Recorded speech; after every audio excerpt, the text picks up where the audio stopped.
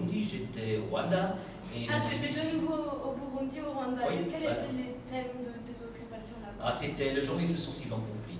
Parce qu'il y a une sorte de journalisme qui est très important, parce qu'au Rwanda, avec Radio Mille Colline, on sait qu'on peut attiser un conflit à travers les médias, mais peut-être aussi on peut aider à la paix à travers la radio, à travers les médias, et donc ça c'est le journalisme sensible au conflit. Je te coupe, mais est-ce que c'était des formations aussi comme cette formation? C'était une formation dans... Oui, un peu comme ça. Ça, c'est pas l'interview que j'aimerais faire si on était à la radio ou si on était à la télé, c'est pas l'interview que j'aimerais faire devant l'antenne ou au micro.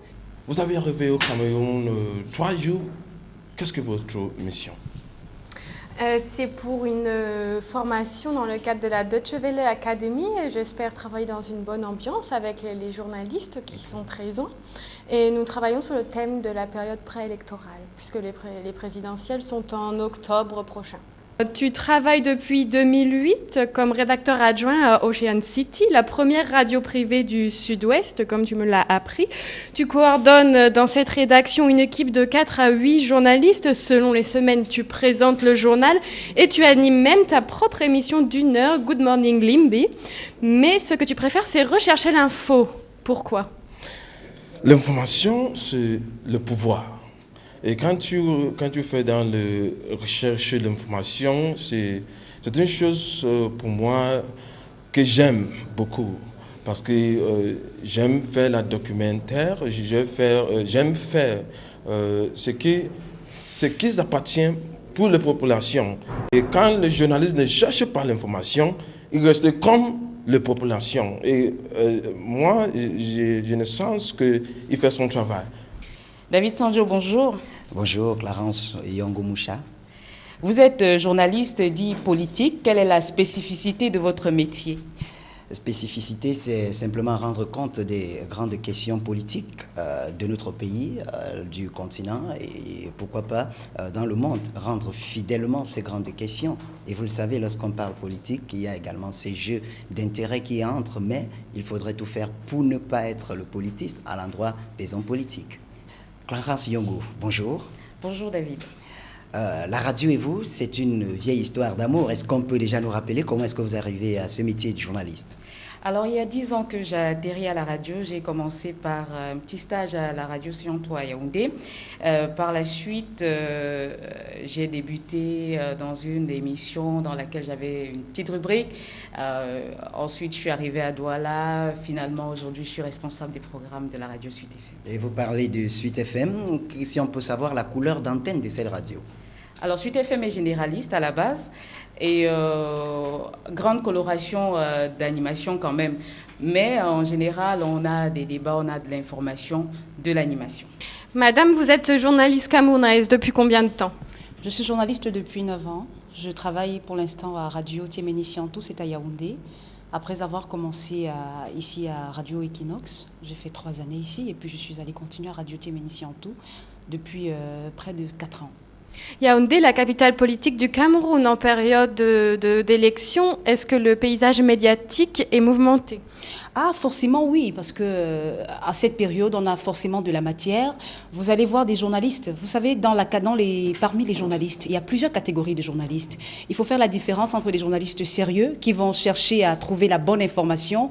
Mais maintenant, c'est aussi la bonne période pour les journalistes, comment je dis ça, les journalistes à sensation, les journalistes à scandale. Et attendez, il y a une règle supplémentaire, on n'a pas le droit de renvoyer la balle à la personne. Ok. Anita?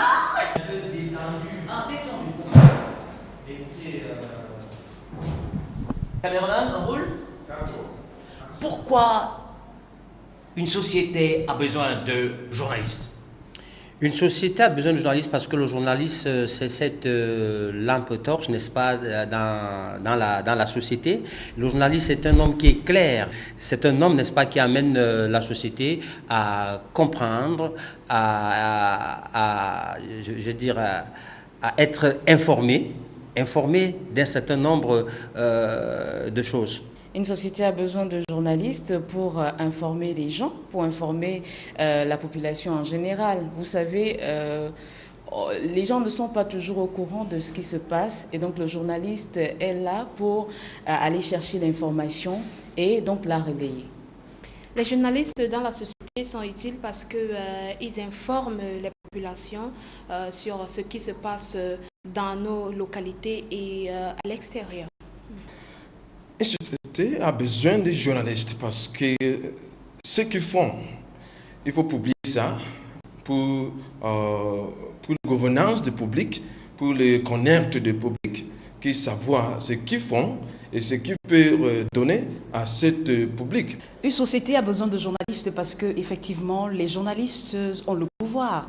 En ce que leur profession déjà constitue un quatrième pouvoir, ça veut dire que ils ont ce pouvoir dont je parle là. Et puis, quand on a la capacité de donner l'information, la bonne information, on a forcément la capacité également de donner une certaine stabilité ou alors de créer une crise sociale lorsque on a donné une bonne ou une mauvaise information. Une société a besoin de journalistes pour être informée et également à permettre aux citoyens et à son auditoire de s'épanouir.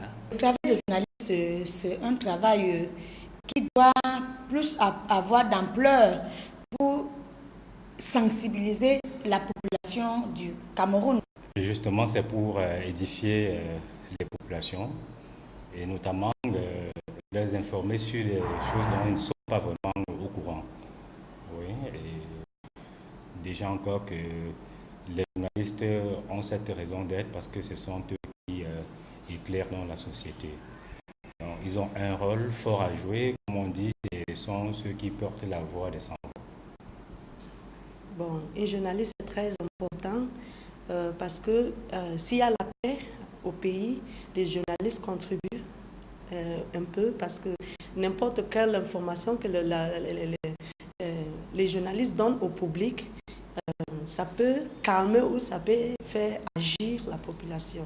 Et puis il y a certains messages que c'est seulement la journaliste qui va passer aux gens parce que tu ne peux pas aller à l'intérieur de chacun à la maison pour les informer de choses qui se passent au pays ou ailleurs.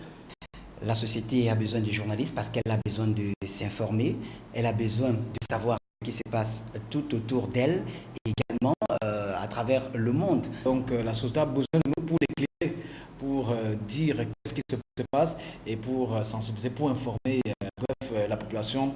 La société et la communication vont ensemble. Une société a besoin de journalistes parce que l'information consacre le développement. Parce que les journalistes ont, c'est la voix du peuple. Les journalistes dirigent le pays à les informations et leur rôle dans le développement sont